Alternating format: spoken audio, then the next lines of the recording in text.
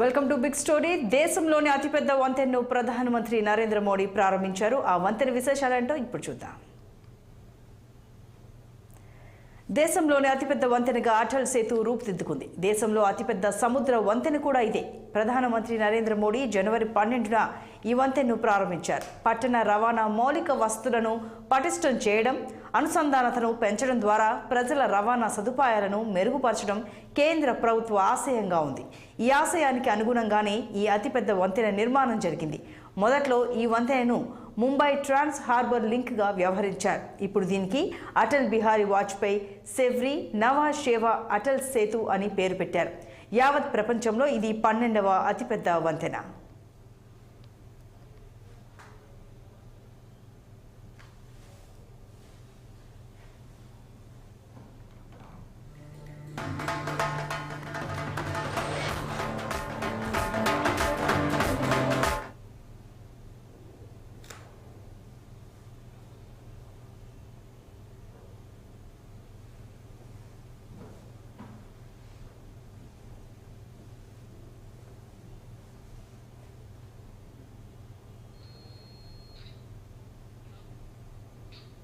ఈ వంతెన నిర్మాణ వ్యయం 21,200 కోట్లు. 2016లో ఈ వంతెన నిర్మాణానికి ప్రధానమంత్రి మోడీ శంకుస్థాపన చేశారు. 6 వరుసలతో వంతెన నిర్మాణం జరిగింది. వంతెన మొత్తం పొడవు 21.8 కిలోమీటర్లు. సముద్రంలో వంతెన పొడవు 16.5 కిలోమీటర్లు. భూమిపై వంతెన పొడవు 5.5 కిలోమీటర్లు. ముంబై పూణే ఎక్స్ప్రెస్ వేపై మొత్తం ప్రయాణ సమయాన్ని ఇది గణనీయంగా తగ్గిస్తోంది. అంతేకాకుండా రాబోయే నవీ ముంబై అంతర్జాతీయ విమానాశ్రయం లాంటి వాటికి సులభంగా చేరుకోవచ్చు. ఈ వంతెన ముంబైలోని సెవ్రీలో మొదలై నవా షేవా దగ్గర ముగుస్తుంది. గతంలో ముంబై నుంచి నవీ ముంబై చేరుకునేందుకు 2 గంటల సమయం పట్టేది. ఇప్పుడు ఈ వంతెన కారణంగా 20 నిమిషాల్లో చేరుకోవచ్చు. అంతేకాదు, పూణే, గోవాలతో దక్షిణ భారతదేశంలోని వివిధ ప్రాంతాలను చేరుకునే సమయం కూడా గణనీయంగా తగ్గుతుంది. ముంబై ఓడరేవు, జవహర్లాల్ నెహ్రూ ఓడరేవుల మధ్య కనెక్టివిటీని కూడా ఇది మెరుగుపరుస్తుంది.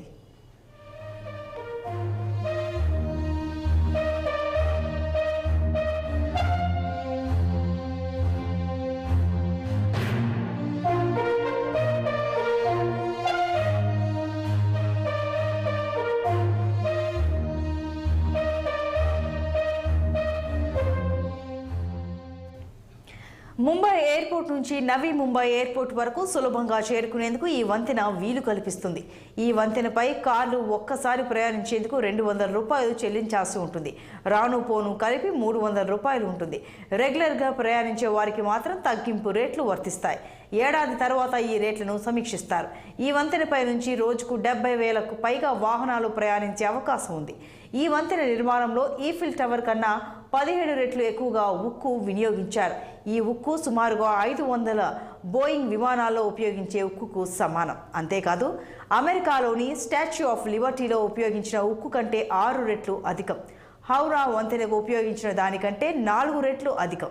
ఈ వంతెనపై 4 చక్రాల వాహనాలు గరిష్టంగా గంటకు 100 కిలోమీటర్ల వేగంతో ప్రయాణించవచ్చు. వంతెన ఎక్కేటప్పుడు, దిగేటప్పుడు మాత్రం గంటకు 40 కిలోమీటర్ల వేగంతో మాత్రమే వెళ్ళాలి. బైకులు, ఆటోలను ఈ వంతెనపై అనుమతించరు.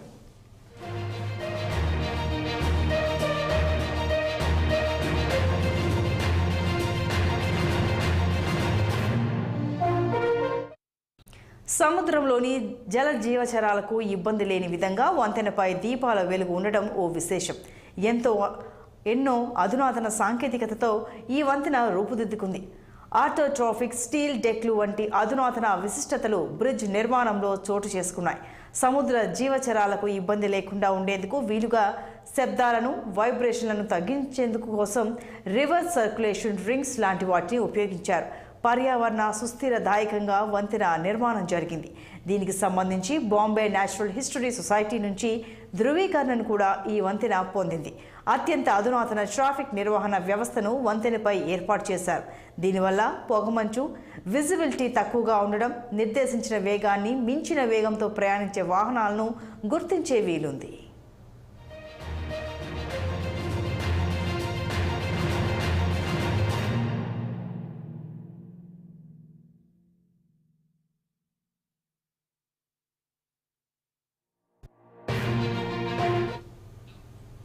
అటల్ సేతు వంతెన ప్రతిపాదన కొత్తదేమీ కాదు. దశాబ్దాల క్రితమే దీని నిర్మాణం ప్రతిపాదించారు. అది ఇప్పుడు కార్యరూపం దాల్చింది. మొత్తం మీద 80,000 కోట్ల రూపాయలతో ముంబైని మరింత అధునాతనం చేయదలిచారు. అందులో భాగంగానే ఈ వంతెన నిర్మాణం కూడా జరిగింది. ప్రస్తుతం వాసి, మగ్దూర్ బ్రిడ్జ్, థానే, ఐరోలి బ్రిడ్జ్లపై రద్దీ అధికంగా ఉంది. కొత్త వంతెన నిర్మాణంతో ఈ రద్దీ బాగా తగ్గిపోనుంది. మొత్తం మీద అటల్ సేతు ఇప్పుడు ఓ ఇంజనీరింగ్ అద్భుతంగా ప్రశంసలు అందుకుంటోంది.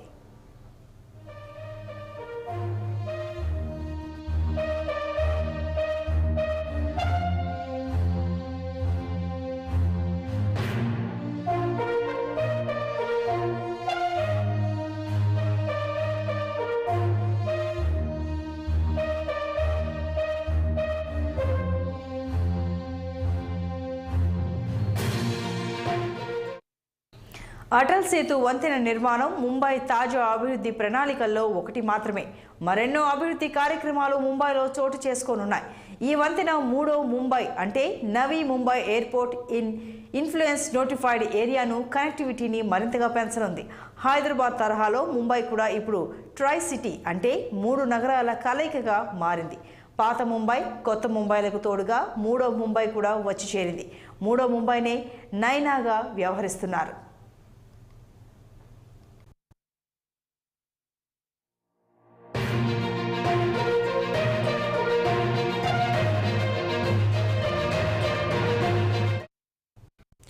ముంబైలో కొత్తగా మరో అంతర్జాతీయ విమానాశ్రయం కూడా రానుంది. అక్కడ అభివృద్ధి ప్రణాళికాబద్ధంగా జరిగేందుకు వీలుగా నైనా సిటీని ప్రతిపాదించారు. City and industrial development corporation దీన్ని అభివృద్ధి చేయనుంది. అల్ట్రా మోడర్న్ సదుపాయాలు ఇందులో కల్పిస్తున్నారు. నవీ ముంబై ఇంటర్నేషనల్ ఎయిర్పోర్ట్ చుట్టూరా సుమారు 371 చదరపు కిలోమీటర్ల విస్తీర్ణంలో ఈ మూడో పట్టణం రూపుదిద్దుకుంటోంది. మూడో ముంబైని 2013లోనే ప్రకటించారు.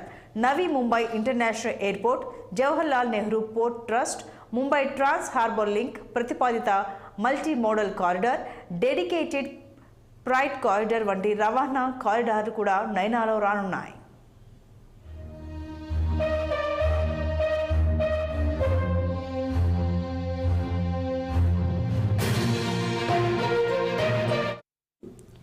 నైనా సిటీలో మొత్తం 270 రెవెన్యూ గ్రామాలను విలీనం చేసే అవకాశం ఉంది. రాయ్గఢ్ జిల్లాకు చెందిన అర్బన్ రాయ్గఢ్, పన్వేల్, కర్జాత్, ఖాలాపూర్, పెన్ తాలూకాలకు, థానే జిల్లాకు, థానే తాలూకాకు చెందిన గ్రామాలు వీటిలో ఉన్నాయి. నోటిఫికేషన్ ప్రకారం నైనా సిటీ సుమారుగా 558 చదరపు కిలోమీటర్ల మేర విస్తరించి ఉండనుంది. తాజాగా అటల్ వంతెన ఈ నైనా సిటీ అభివృద్ధిని మరింత వేగవంతం చేసింది. అయితే నైనా సిటీ రూపకల్పనలో కొన్ని అడ్డంకులు కూడా ఎదురవుతున్నాయి. ప్రభుత్వ ఉత్తర్వుల ప్రకారం కొన్ని గ్రామాలను దూర ప్రాంతాలకు తరలించాల్సి ఉంటుంది. ప్రస్తుతం మొత్తం 174 గ్రామాలు ఈ ప్రాజెక్టులో భాగంగా ఉన్నాయి. మొత్తం 12 టౌన్ ప్లానింగ్ స్కీమ్ల కింద నైనా ప్రాజెక్ట్ అమలు చేయనున్నారు. పార్టిసిపేషన్ ఆఫ్ ల్యాండ్ ఓనర్స్ అనే సూత్రం ఆధారంగా ఈ టౌన్ ప్లానింగ్ స్కీములు అమలు కానున్నాయి.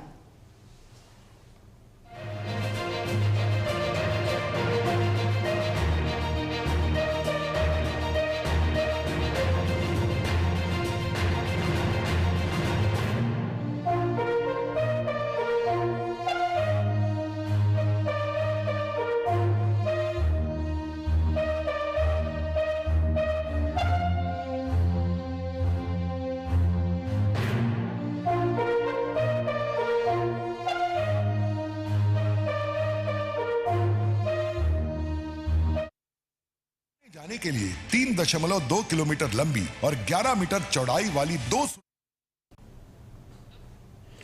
ఇక నవీ ముంబై ఇంటర్నేషనల్ ఎయిర్పోర్ట్ ప్రాజెక్ట్ విషయానికి వస్తే దీన్ని అదానీ ఎంటర్ప్రైజెస్ అభివృద్ధి చేస్తోంది. ఈ విమానాశ్రయం మొత్తం 2,866 ఎకరాల విస్తీర్ణంలో రానుంది. రాయ్గఢ్ జిల్లా పాన్వేల్ ప్రాంతంలో 10 గ్రామాలను స్వాధీనం చేసుకోవడం ద్వారా ఈ విమానాశ్రయాన్ని నిర్మిస్తున్నారు. అన్ని అనుకున్నట్లు జరిగితే ఈ ఏడాది డిసెంబర్ నాటికి ఈ కొత్త విమానాశ్రయం పనిచేయడం ప్రారంభిస్తుంది. ముంబై చుట్టుపక్కల ప్రాంతాల ప్రజలు ఈ విమానాశ్రయాన్ని చేరుకునేందుకు ప్రస్తుతం కొత్తగా ప్రారంభించిన అటల్ సేతు వంతెన ఎంతగానో తోడ్పడుతుంది.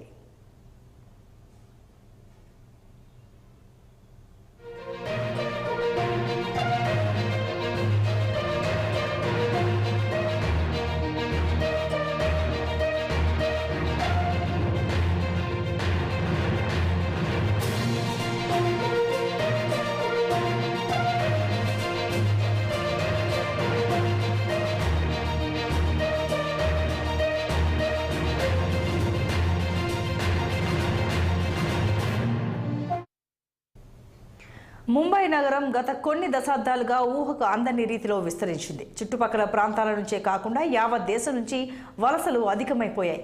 ఈ నేపథ్యంలో ముంబైకి కౌంటర్ మ్యాగ్నెట్స్గా వివిధ శాటిలైట్ నగరాలను అభివృద్ధి చేయడంపై కేంద్ర రాష్ట్ర ప్రభుత్వాలు దృష్టి పెట్టాయి.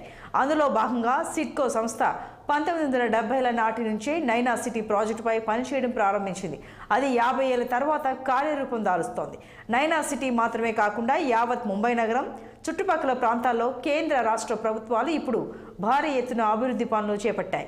అలాంటివన్నీ ఏదో రకంగా అటల్ సేతు వంతెనతో ముడిపడి ఉన్నవే కావడం విశేషం. ఈ రకంగా చూస్తే ముంబై నగరాభివృద్ధిలో అటల్ సేతు అత్యంత కీలకం కానుంది. భారతదేశానికి ముంబై ఆర్థిక రాజధానిగా ఉంటే దానికి ఆర్థిక కేంద్ర బిందువుగా అటల్ సేతు వృద్ధి చెందుతోంది.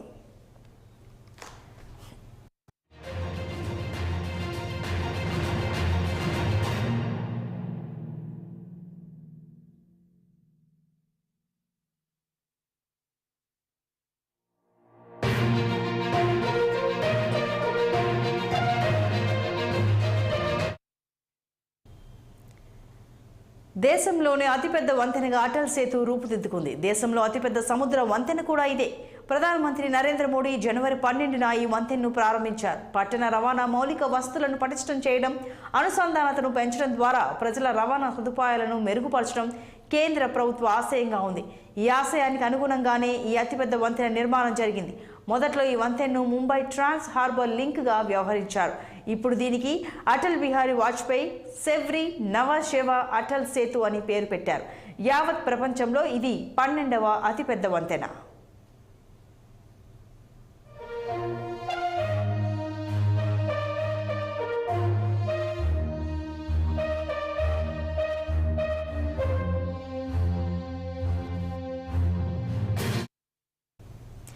ఈ వంతెన నిర్మాణ వ్యయం 21,200 కోట్లు. 2016లో ఈ వంతెన నిర్మాణానికి ప్రధానమంత్రి నరేంద్ర మోడీ శంకుస్థాపన చేశారు. 6 వరుసలతో వంతెన నిర్మాణం జరిగింది. వంతెన మొత్తం పొడవు 21.8 కిలోమీటర్లు. సముద్రంలో వంతెన పొడవు 16.5 కిలోమీటర్లు. భూమిపై వంతెన పొడవు 5.5 కిలోమీటర్లు. ముంబై పూణే ఎక్స్ప్రెస్ హైవేపై మొత్తం ప్రయాణ సమయాన్ని ఇది గణనీయంగా తగ్గిస్తుంది. అంతేకాకుండా రాబోయే నవీ ముంబై అంతర్జాతీయ విమానాశ్రయం లాంటి వాటికి సులభంగా చేరుకోవచ్చు. ఈ వంతెన ముంబైలోని సెవ్రీలో మొదలై నవా శెవా దగ్గర ముగుస్తుంది. గతంలో ముంబై నుంచి నవీ ముంబై చేరుకునేందుకు 2 గంటల సమయం పట్టేది. ఇప్పుడు ఈ వంతెన కారణంగా 20 నిమిషాల్లో చేరుకోవచ్చు. అంతేకాదు, పూణే, గోవాలతో దక్షిణ భారతదేశంలోని వివిధ ప్రాంతాలను చేరుకునే సమయం కూడా గణనీయంగా తగ్గుతుంది. ముంబై ఓడరేవు, జవహర్లాల్ నెహ్రూ ఓడరేవుల మధ్య కనెక్టివిటీని కూడా ఇది మెరుగుపరుస్తుంది.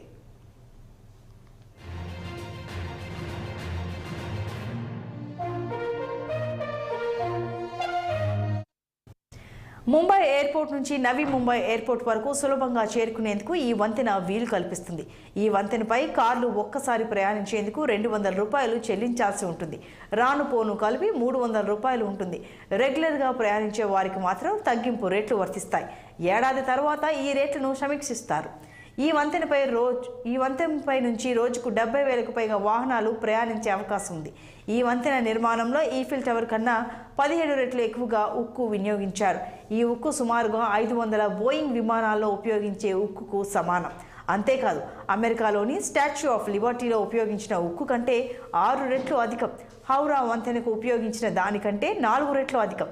ఈ వంతెనపై 4 చక్రాల వాహనాలు గరిష్టంగా గంటకు 100 కిలోమీటర్ల వేగంతో ప్రయాణించవచ్చు. వంతెన ఎక్కేటప్పుడు, దిగేటప్పుడు మాత్రం గంటకు 40 కిలోమీటర్ల వేగంతో వెళ్ళాలి. బైకులు, ఆటోలను ఈ వంతెనపై అనుమతించరు.